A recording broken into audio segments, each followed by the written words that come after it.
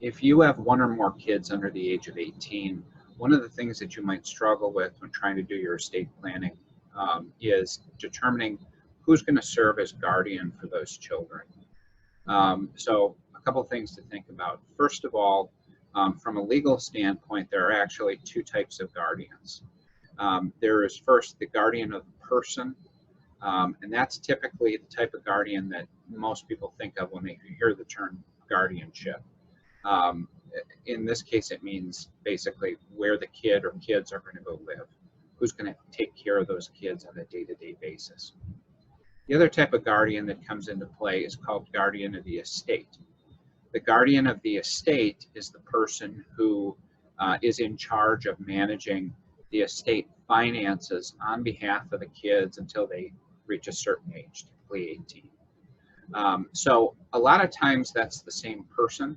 A lot of times individuals in their estate plans designate the same individual to be guardian of the person and guardian of the estate, but it doesn't need to be the same person.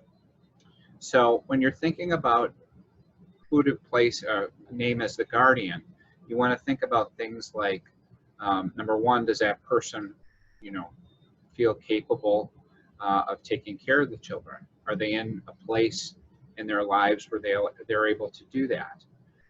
You want to think about whether or not the kids are going to be happy with that particular selection. You want to think about how disruptive it's going to be to the kids' day-to-day lives to be moving in with a particular guardian. For example, if somebody lives in California, that's going to be a big change for the kids. And then finally, when you're thinking about guardian of the estate, as I mentioned, you don't have to have the same person in both capacities. So you may have a situation where you have one particular family member who is great with the kids but not very good at money.